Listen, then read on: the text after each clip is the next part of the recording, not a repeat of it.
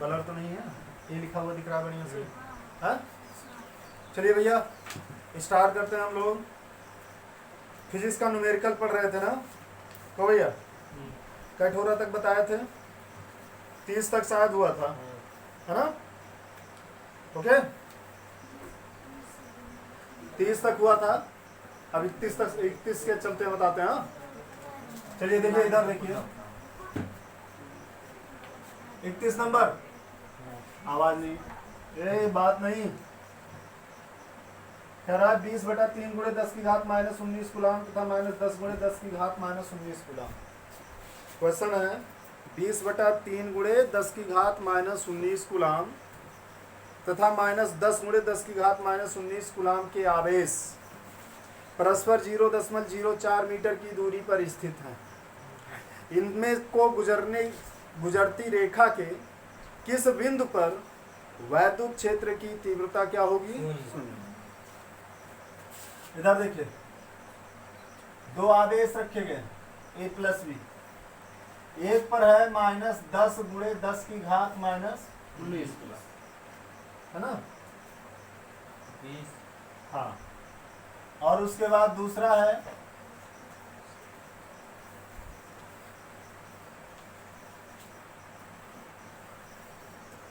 20/3 गुणे 10 की घात -19 कूलम।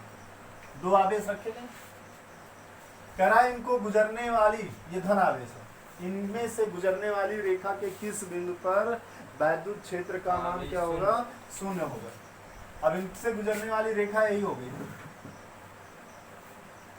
एक माइनस है और एक प्लस है, तो याद रखिएगा जब एक प्लस और एक माइनस होगा तो दूर रखा तो वैद्युत क्षेत्र की तीव्रता हमेशा बाहर ही जाके शून्य हो पाएगी।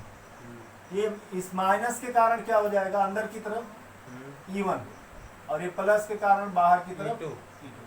क्योंकि यहाँ पे शून्य होगा तो E1 बराबर क्या कर लेंगे आप लोग? हाँ, अब यहाँ पे कितना है? 0.4 मीटर। आप प्लस वाले से मान लीजिए कितनी दूरी पर है? x। ओके, ये कौन सा है? C P या C, चाहे जो बिंदु रख लीजिए, निकल जाएगा। बोलिए हाँ x की वैल्यू निकल जाएगी ना? हाँ जैसे अब तक लगाए हुए हैं, कल भी इस पे बहुत सारा क्वेश्चन हुआ था। E1 इक्वल टू क्या रख लेंगे आप? E2। E1 - E2 बराबर 0। अब E1 और E2 की फार्मूले रखिएगा और वहां से x की वैल्यू फाइंड कर लीजिएगा, और देखिएगा कि E1 का मान ज्यादा है या E2 का मान ज्यादा है। ओके, जिसका मान ज्यादा होगा वैद्युत क्षेत्र की दिशा उसी तरफ हो जाएगी, है ना? वैसे दिशा का मतलब क्या, यहाँ पे तो 0 रहेगा ना वैद्युत क्षेत्र का। चलिए देखिए, ये 31 नंबर क्वेश्चन हो गया आपका।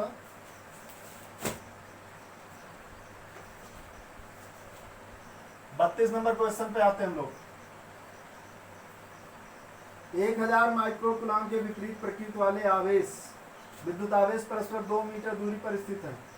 इनको मिलाने वाली रेखा के मध्य बिंदु पर तथा दोनों आवेश से समान दूरी 4 मीटर पर उत्पन्न वैद्युत क्षेत्र का परिकलन कीजिए। ओके, इधर देखिए, एक पे प्लस कितना है? 1000 माइक्रो कूलाम आवेश, और दूसरे पर कितना है? -1000 माइक्रो कूलाम आवेश। पॉइंट ए पॉइंट बी, कितनी दूरी है? 2 मीटर। इनके मध्य बिंदु पर पूछ रहा है। इधर देखो, मध्य बिंदु P पर पूछ रहा है। हाँ, क्वेश्चन चार फिर से सुन लो। 1000 माइक्रो कूलाम के विपरीत प्रकृति वाले वैद्युत आवेश परस्पर 2 मीटर दूरी पर स्थित है। इनको मिलाने वाली रेखा के मध्य बिंदु पर तथा दोनों आवेशों से समान दूरी 4 मीटर पर उत्पन्न वैद्युत क्षेत्र का परिकलन कीजिए। चित्र की सहायता से परिणामी क्षेत्र की दिशा दिखाइए। दोनों आवेश देखो ध्यान से, पहले हमारी बात ध्यान से सुनिए। यहाँ पे एक चीज तो समझ में आ गया, मध्य बिंदु पे 2 क्वेश्चन पूछा, मध्य बिंदु पे निकालना है।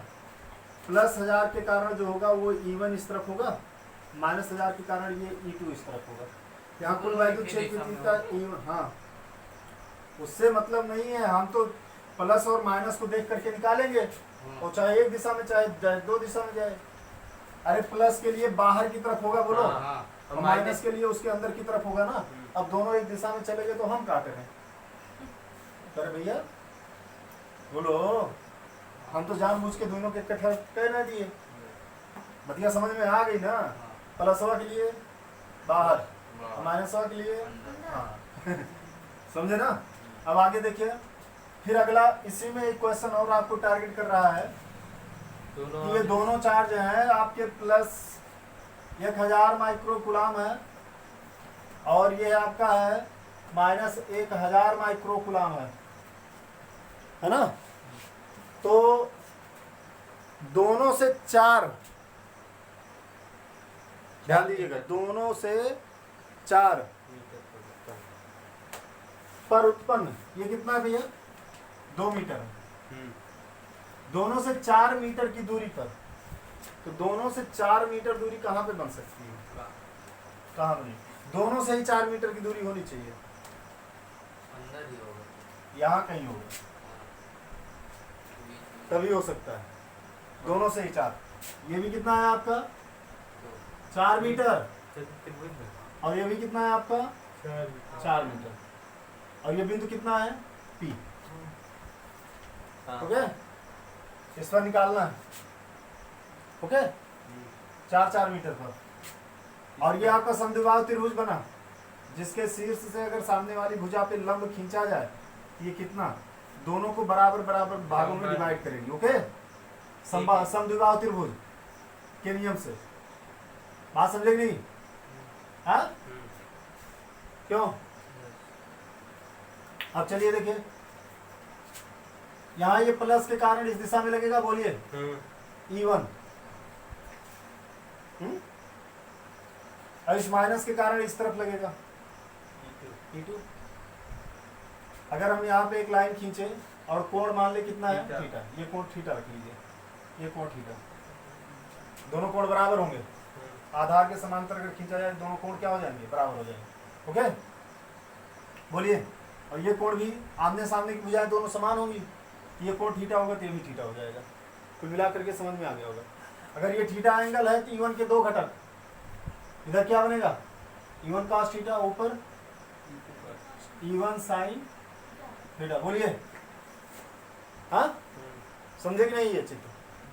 अरे यार, E1 अगर किसी एंगल पे कार्य कर रहा है तो इसके 2 घटक नहीं बनेंगे, एक ऊर्ध्वाधर एक क्षैतिज। तो ऐसा लगते हो हमको कि लगता है कि जैसे कुछ आ ही नहीं रहा है, कुछ हाँ हूँ किया करो। अब ये E2 का क्या हो जाएगा, E2 बताओ, ये E2 cos थीटा इस तरफ लगेगा ना, हाँ, और फिर E2 sin थीटा ऊर्ध्वाधर, तो भैया ये डायग्राम, हाँ E2 के लिए क्षैतिज घटक और ये ऊर्ध्वाधर घटक। क्लियर? तो कुल वैद्युत क्षेत्र की तीव्रता बताइएगा, कुल वैद्युत क्षेत्र की तीव्रता। अच्छा, पहले E1 और E2 का मान निकाल लीजिए। E1 बराबर कितना होगा 1/4 pi epsilon not 1000 micro coulomb, मतलब 1000 गुणे 10 की घात माइनस 6/r², r² बोले तो 4 का वर्ग हो भैया। यानी कि ये हो गया आपका 1/4 पाई एप्सिलॉन नॉट, 3 गुणा हो जाएगा, और ये कितना हो जाएगा 16 गुणे 1/4 चौक 16, और ये 10 की घात कितना हो जाएगा ऊपर -3। ओके, और ऐसे हम E2 की बात करते हैं। E2 बराबर 1/4 पाई एप्सिलॉन नॉट, E2 इसके कारण लग रहा है ना, -1000 माइनस नहीं रखेंगे, 1000 गुणे 10 की घात माइनस 4 का स्क्वायर, मतलब सेम वही आ जाएगा। 1/4 pi epsilon naught into 10 to the power -3/16। यहाँ से दोनों E1 बराबर क्या मिलेगा E2। तो भैया समझा हो, बढ़िया समझ में आओ तो। अरे मुस्कियात है आपको, इधर देखो, हाँ बहुत खतरनाक डायग्राम बना हुआ है ना। अब E1 बराबर क्या हो गया E2। चलो, बिंदु P पर कुल वैद्युत क्षेत्र की तीव्रता कितनी आएगी, E बराबर ऊपर का लाग बा E1 sin थीटा, नीचे का लाग बा E2 sin, तो दोनों घट गए, विपरीत दिशा में बा। E1 cos थीटा है ना, दाहिनी ओर लगा है, और उधरे लगा है का E2 cos थीटा, तो दोनों का हो ये। अब चूंकि E1 बराबर E2 है तो दोनों का हो जाएगा। अब E1 और E2 दोनों बराबर, E2 की जगह E1 रख लो, तो क्या बन गया 2E1 cos थीटा। बोलिए, है ना। अब 2 गुणे E1 का वैल्यू कितना है 1/4 पाई एप्सिलॉन नॉट इंटू 10 की पावर -3/16। और देखा cos थीटा बराबर क्या होता फार्मूला, cos थीटा बराबर क्या होगा आधार बटे कण, यानी कि 1/4 आधार या गुणा और कण कितना है 4। अब इसका कराएंगे तो कितना हो जाएगा 2 × 16 8 चौक 32 9 गुणे 10 की घात 9 गुणे 10 की घात -3 बटे 32। तो भैया हाँ अभी कितना हुई है 10 की घात 6। यही आगे सॉल्व कर चल रहे हैं। हाँ दिख रहा है वीडियो में नीचे तक। अभी कितना आएगा 32 से भाग करेंगे ये हो जाएगा 9 बटे 32 गुणे 10 की घात 6 न्यूटन आ रहा है 90 कर दिया जाए न्यूटन प्रति कूलम। आंसर कितना दे रहा है पॉइंट में जाए पॉइंट में मतलब भाग वाग करके दिया है कहो भैया। याद हाँ? नहीं। तो ये कितना हो जाएगा बताओ 90 बटे 32 गुणे 10 की घात 5 न्यूटन प्रति कूलम। अब एक का भाग करेंगे तो आ ही जाएगा है ना 32 दुनिया 64 64। चलो भाग करो देखिए कितना बड़ा भाग आता है आपको 32 दूना 64 64 6 70 20 90 26 26 260 32 पंचे 32 260 जाएगा 8 दूनी 16 8 त्रिक 24 है ना 8 बार जाएगा। हाँ 8 दुनिया 16 हो भैया 8 गुना 16 8 त्रिक 24 से 25 256 32 अठे 256 उधर कितना था 40 है ना तो फिर 32 से 260 था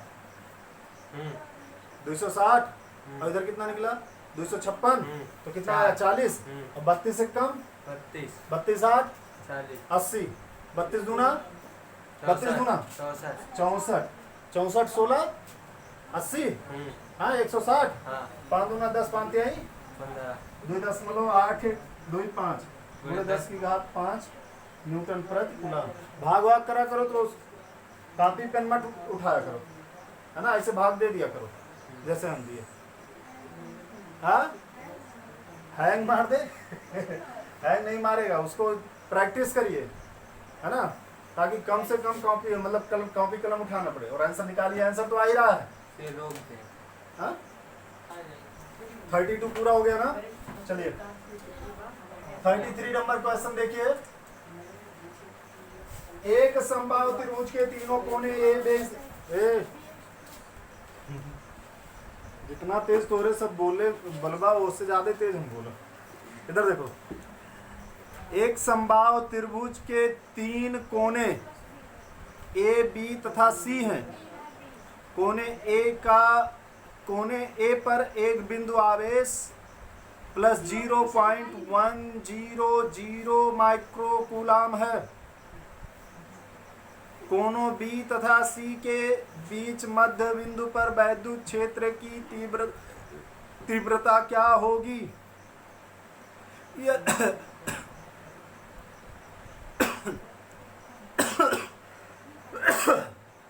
यदि त्रिभुज की भुजाएं 10 सेंटीमीटर है। ओके चलो भैया लगाते हैं सवाल लगाते हैं। क्या देखिए एक समबाहु त्रिभुज बनाइए।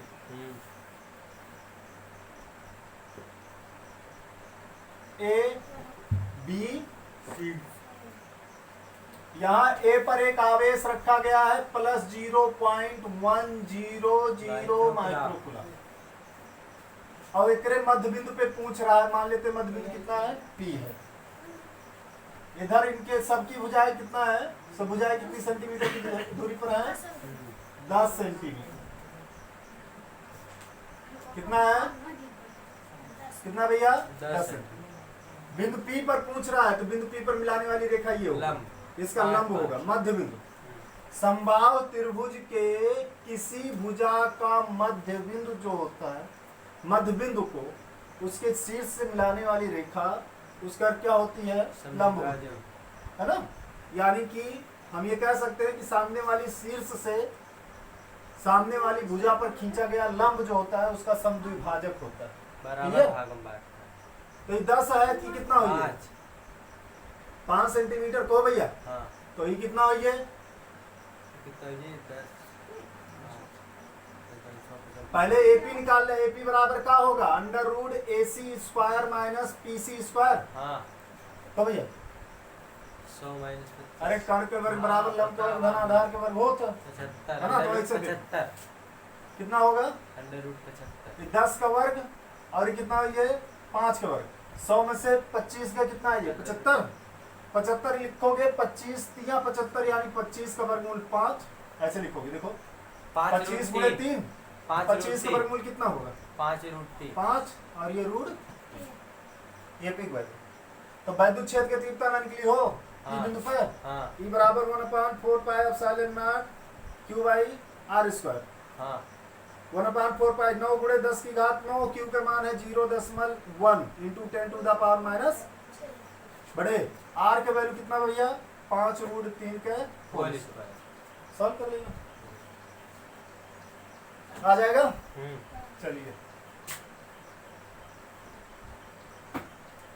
34 देखिए क्वेश्चन। यहूं में एक समबाहु त्रिभुज दे दिया है भैया। ABC एक समबाहु त्रिभुज है जिसकी भुजा 0.05 मीटर है ना? कितनी है? 0.05 ओके। समबाहु त्रिभुज है तो सबके भुजा एक के रहे को भैया। कोनों A तथा B पर क्रमशः प्लस 50/3 गुणे 10 की घात -9 तथा -50/3 गुणे 10 की घात -9 कूलाम के आवेश हैं। इनके कारण कोने C पर परिणामी वैद्युत क्षेत्र की तीव्रता व दिशा क्या होगी? ओके चलिए दिशा भी पूछ रहा है और फिर उसके बाद क्या?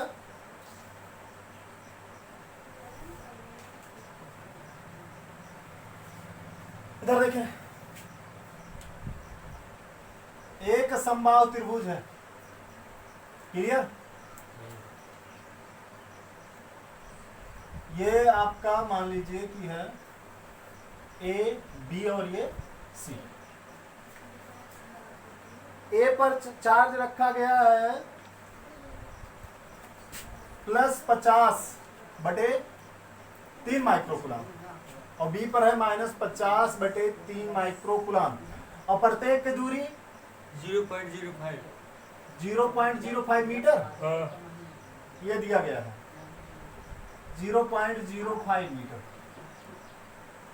ओके तो C पर कुल वैद्युत बल की गणना करने को पूछ रहा है। देखिए ये सवाल आप लोग लगा चुके हैं एक बार। इधर देखिए अभी ऐसा ही फिगर बनाया था। अब इधर देखो सवाल नंबर 35 ये +50/3 के कारण ये E1 हो जाएगा। ओके और ये कितना हो जाएगा? E2। अब इनके दो घटक बनाइएगा P1 sin थीटा है ना?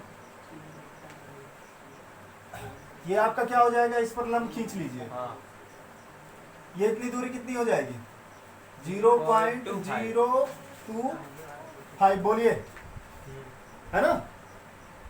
0.025 मिलेगा। यहाँ पे एंगल मान लीजिए कितना? थीटा। यहाँ भी एंगल कितना होगा? यहाँ एंगल कितना होगा? थीटा। अब E1 के दो घटक E1 cos थीटा और ऊर्ध्वाधर घटक E1 sin थीटा। हो भैया और E2 का ही हो जाएगा E2 sin थीटा और ये अभी हो जाएगा E2 cos थीटा। ये तो अब ने बताए हैं। गिरेगा नहीं है ना? बोलिए अभी इस टाइप का क्वेश्चन आप तुरंत लगाए हैं 2 सवाल पहले। तो भैया 32 नंबर क्वेश्चन है ना? आ जाएगा ये। अरे E1 sin theta E2 sin theta घट जाएंगे। तो ये दोनों जुड़ेंगे। पूछ रहा है दिशा किस दिशा में लगेगा? AB के समांतर में। अरे भाई AB हो गई इसी के समांतर तो लग रहा है 2E1 cos थीटा और E1 की वैल्यू आप निकाल लीजिएगा। आ जाएगा? बोलिए तो आगे देखिए। चौथा नंबर था ये 34। चलिए 35 नंबर क्वेश्चन पर ध्यान दीजिए। एक इलेक्ट्रॉन एवं एक प्रोटॉन के बीच की दूरी 0.5 इलेक्ट्रॉन है 1.6 × 10 की घात -19 का ऋण आवेश। हो भैया और दूसरे पर प्लस प्रोटॉन है 1.6 गुणे 10 की घात माइनस 19 का प्लस ना। इनकी दूरी इनके बीच की दूरी 0.53 एंगस्ट्रॉम 0.53 एंगस्ट्रॉम है, यानी कि पी ज्ञात करना है। अब ये बता रहे हैं ये कितना हो जाएगा 0.53 इंटू 10 की पावर माइनस 10 मीटर। हाँ ये दो दिए गए हैं, एक इलेक्ट्रॉन और एक प्रोटॉन के बीच की दूरी 0.53 एंगस्ट्रॉम है। इस निकाय का वैद्युत द्विध्रुव आघूर्ण ज्ञात कीजिए। वैद्युत द्विध्रुव आघूर्ण P बराबर क्या होता है 2QL Q इंटू 2L ना। आवेश और आवेशों के बीच की दूरी, दूरी एक आवेश और उनके बीच की दूरी, आवेशों के बीच की दूरी तो निकल तो जाएगा ना। हाँ आवेश रखेंगे चाहे जो 1.6 गुणे 10 की घात माइनस 19 तो भैया, और उसके बाद जो है आवेशों के बीच की दूरी कितनी होगी 2 इंटू 0.53 जो भी है, आवेशों के बीच की दूरी 0.53 इंटू 10 की पावर माइनस 10 रहेगा। यही दूरी रखेंगे है ना। 2 नहीं रखेंगे 2 नहीं रखेंगे हाँ। क्योंकि बीच की दूरी टोटल हाँ। 2L दिया ही गया है, हाँ इसलिए हम फार्मूले को सूत्र के इस तरीके से लिखे आवेशों के बीच की दूरी। तो आवेशों के बीच की दूरी को 2L मानते हैं अगर ये वैद्युत द्विध्रुव बन रहा है तो, हाँ है ना। और 2L बराबर कितना दिया गया 0.53 into 10 to the power minus 10। L बराबर ना मानिएगा, L बराबर मानेंगे तो गलत हो जाएगा। क्लियर। क्या नंबर था भैया, देखिए वीडियो कितना देर के बना। 2 माइक्रोकुलाम के आवेश हैं, 22 एक प्लस 2 माइक्रोकुलाम है और दूसरा माइनस 2 माइक्रोकुलाम है। हाँ, और इनके बीच की दूरी कितनी दी गई है 2L बराबर 3 सेंटीमीटर। ओके, तो आघूर्ण P का मान तो वही सेम फार्मूला P बराबर Q इंटू 2L 2 3 गुणे 10 की घात माइनस 2 मीटर 2/6 का मतलब ये टोटल बीच की दूरी यानी 2L ऑलरेडी दी ही गई है। हाँ तो ये आपका Q का वैल्यू कितना होगा 2 रखेंगे, हाँ 2 गुणे 10 की घात माइनस 6 और ये 2L की वैल्यू कितना रखेंगे 3 गुणे 10 की घात माइनस 6 गुणे 10 की घात ऋण हाँ 6 गुणे 10 की घात माइनस 8। ओके, कूलम मीटर आ जाएगा, बोलिए 36 आ जाएगा ना। हाँ, सेम टाइप क्वेश्चन है यार, इतना इजी क्वेश्चन नहीं आएगा तो कब बना आएगा। हाइड्रोजन क्लोराइड अणु का वैद्युत द्विध्रुव आघूर्ण इतना है, हाइड्रोजन तथा क्लोरीन आयनों के बीच का विस्थापन ज्ञात कीजिए। बीच की दूरी निकालना है आपको। ये हाइड्रोजन है और क्लोरीन है। हाइड्रोजन पे +1 इलेक्ट्रॉन का चार्ज होता है यानी 1.6 गुणे 10 की घात माइनस 19 और क्लोरीन पर -1 इलेक्ट्रॉन का चार्ज यानी कि -1.6 गुणे 10 की घात माइनस 19 कूलम। और इनके बीच की दूरी हमको निकालनी है। मान लेते हैं बीच की दूरी कितनी है x से रख लीजिए। अब इनका वैद्युत द्विध्रुव आघूर्ण P बराबर कितना होगा Q इंटू x। अब P का वैल्यू दिया है, P का वैल्यू दिया है 3.4 गुणे 10 की घात माइनस 30। ओके, और Q का मान 1.6 गुणे 10 का घात माइनस 19 रखेंगे इंटू x। यही x के वैल्यू निकाल लेंगे हम लोग, आ जाएगा ना। बोलिए, वैद्युत द्विध्रुव आघूर्ण आवेश गुणे बीच की दूरी रखिएगा, तो चाहे वो x रखिएगा चाहे 2L रखिएगा, कोई दिक्कत नहीं है ना। अब मिटा दें इधर, चलिए ये चौथा नंबर क्वेश्चन था भैया 37 को। चलिए 38 नंबर क्वेश्चन देखें। एक इलेक्ट्रॉन तथा एक प्रोटॉन के बीच 0.53 into 10 to the power minus 10 metre की दूरी है। अभी तो जान ही रहे होंगे, क्यों भैया, एक इलेक्ट्रॉन है और एक प्रोटॉन, दोनों पर चार्ज तो समझे में आ रहा होगा। और इनके बीच की दूरी कितनी दी गई है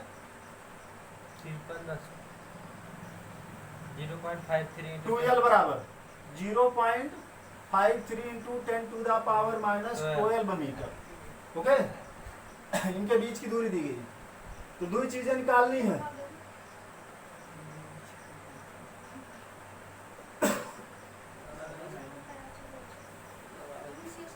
अब देखिए पहला पूछ रहा है वैद्युत द्विध्रुव आघूर्ण निकालिए, तो निकल जाएगा Q इंटू 2L से। Q की वैल्यू कोई रख लेंगे 1.6 गुणे 10 की घात माइनस 19 और 2L की वैल्यू ये रख लेंगे। ओके, इसके अलावा क्या पूछ रहा है? द्विध्रुव आघूर्ण क्या है? दूसरा, द्विध्रुव आघूर्ण कितना होगा यदि इलेक्ट्रॉन पी के चारों तरफ क्या करे, घूमे। तो अगर पी के चारों तरफ इलेक्ट्रॉन चक्कर लगाएगा तो उसका टोटल द्विध्रुव आघूर्ण क्या होगा? शून्य। इसलिए वही घूम घूम रहा है। यहाँ पे अगर होगा तो उसकी दिशा इस तरफ होगी, यहाँ होगा तो उसकी दिशा इस तरफ होगी। विपरीत। ध्यान दीजिए, माइनस से प्लस की तरफ होता है कि प्रोटॉन प्लस आदेश हो गया। अभी इलेक्ट्रॉन अगर यहाँ पे है तो इसकी दिशा इस तरफ होगी वैद्युत द्विध्रुव की।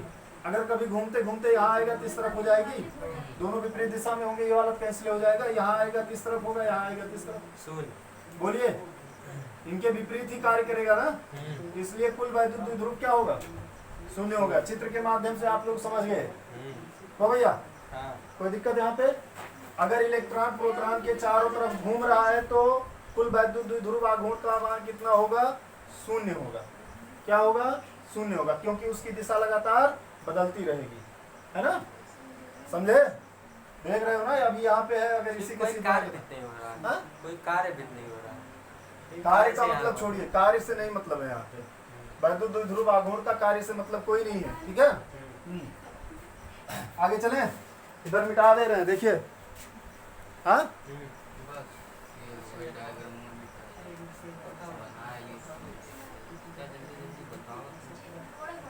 सर ये कहा लगा था 38 तक हो गया भैया, 38 तक। इधर देखें, 2 न्यूटन आवाज नहीं। प्रति कूलम।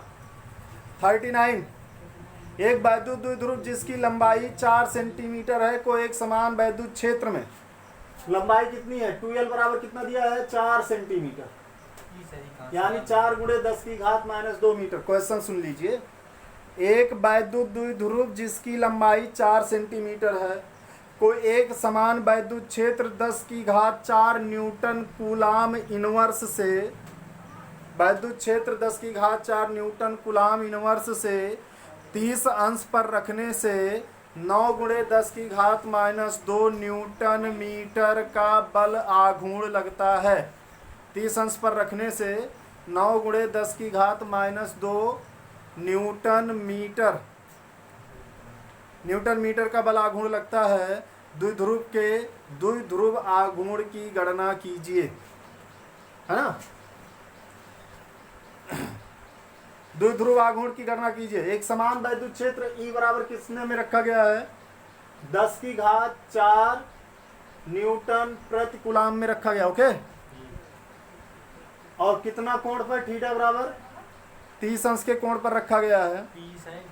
हाँ, और इस पर बल आघूर्ण जो लग रहा है टाउ बराबर, वो 9 गुणे दिया गया है 10 की घात माइनस 2 न्यूटन मीटर।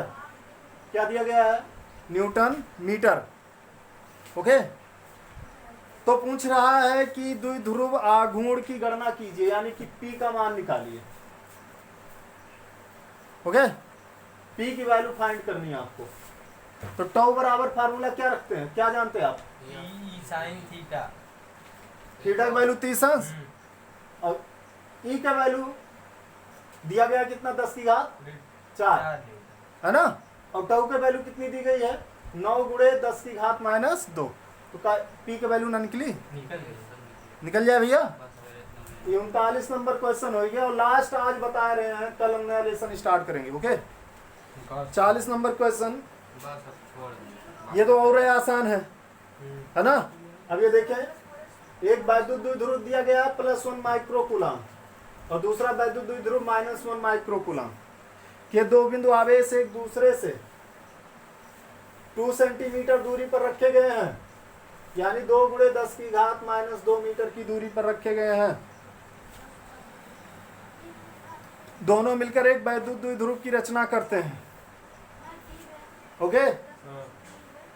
या वैद्युत द्विध्रुव वैद्युत क्षेत्र E बराबर कितना? 1 गुणे 10 की घात 5 वोल्ट प्रति मीटर के एक समान वैद्युत क्षेत्र में स्थित है।